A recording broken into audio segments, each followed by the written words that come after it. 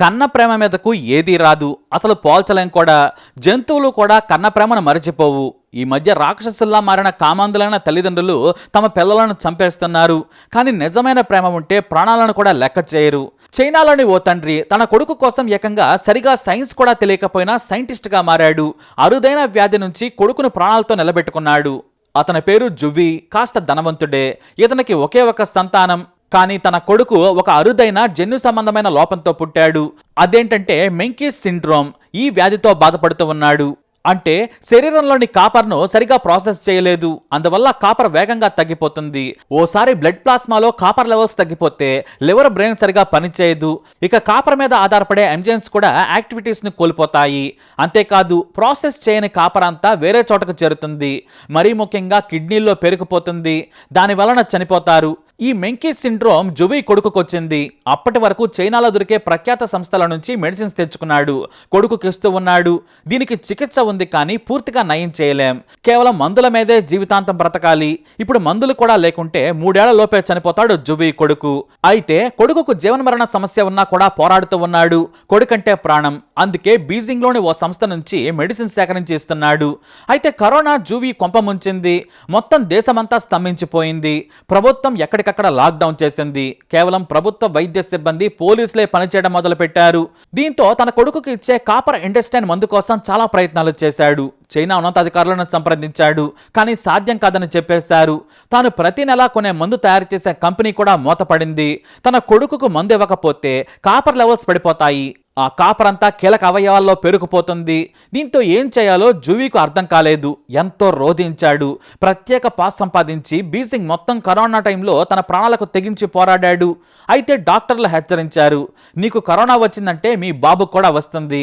విమానాలన్నీ బంద్ అయ్యాయి. సరిహద్దులు మూతపడ్డాయి.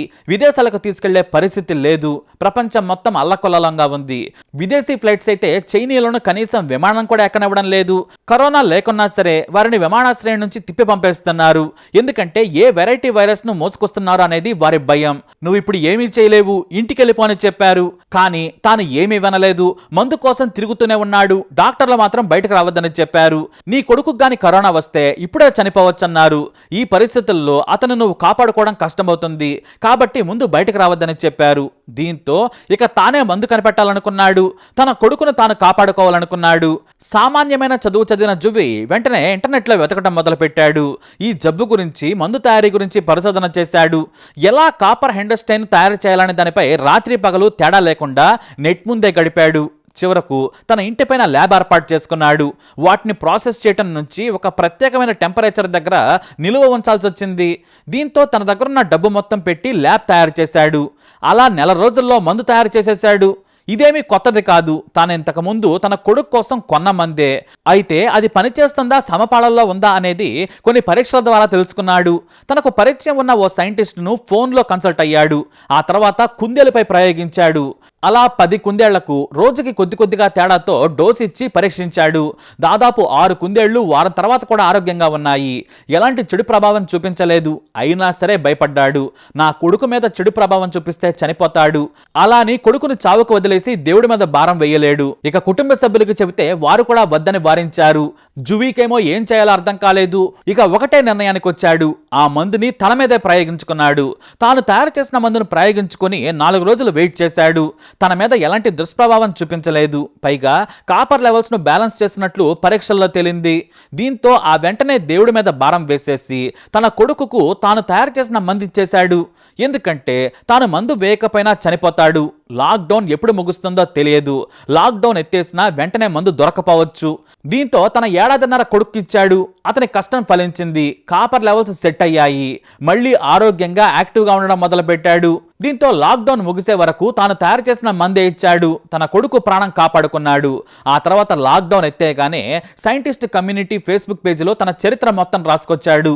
ఆ తర్వాత వెంటనే కొంతమంది సైంటిస్టులు, పరిశోధకులు ఆయన దగ్గరకు వచ్చి ల్యాబ్ను చూసి షాక్ అయ్యారు. తన దగ్గరున్న డబ్బు మొత్తమే కాదు, తన ఆస్తి తనఖా పెట్టి మరి కొడుకు ప్రాణం కాపాడుకోవడం కోసం ల్యాబ్ ఏర్పాటు చేసిన విధానం చూసి షాక్ అయిపోయారు. ఆ తర్వాత లాక్డౌన్ ఎత్తేగానే డాక్టర్లకు చూపించగా కాపర్ బాగా ప్రాసెస్ అవుతోంది, ఎలాంటి సమస్య లేదన్నారు. అయితే జువి తయారు చేసిన ఫార్ములా పాతదే, పైగా తాను తయారు చేసిన దానికి కమర్షియల్ వాల్యూ లేదు. చైనాలో ఏదైనా ఓ మందు మనిషి మీద ప్రయోగం చేయాలంటే కొన్నేళ్ల పాటు జంతువుల మీద ప్రయోగాలు చేయాలి. అవి పాజిటివ్ రెస్పాన్స్ చూపించాయని తెలిసాక మనుషుల మీద ప్రయోగించేందుకు ప్రభుత్వ అనుమతి తీసుకోవాలి. మనుషుల మీద ప్రయోగించిన వివరాలను, వాటి ఫలితాలను ప్రభుత్వానికి నివేదించాలి. కానీ తన కొడుకు కోసం తానే ముందు మందు తీసుకొని తన బిడ్డకు తర్వాత ఇచ్చాడు. అయితే జువి కొడుకు ప్రాణం ఎప్పుడైనా పోవచ్చు, కానీ తన శక్తి మేర కాపాడుకుంటానని మీడియాకు చెప్పాడు జువి. నయం కాని ఈ జబ్బుకు చికిత్స ఆధారం. ఎన్నేళ్లు ఇలా మందులతో బతుకుతాడో తెలియదు, కానీ కాపాడుకుంటూనే వస్తాడు జువి.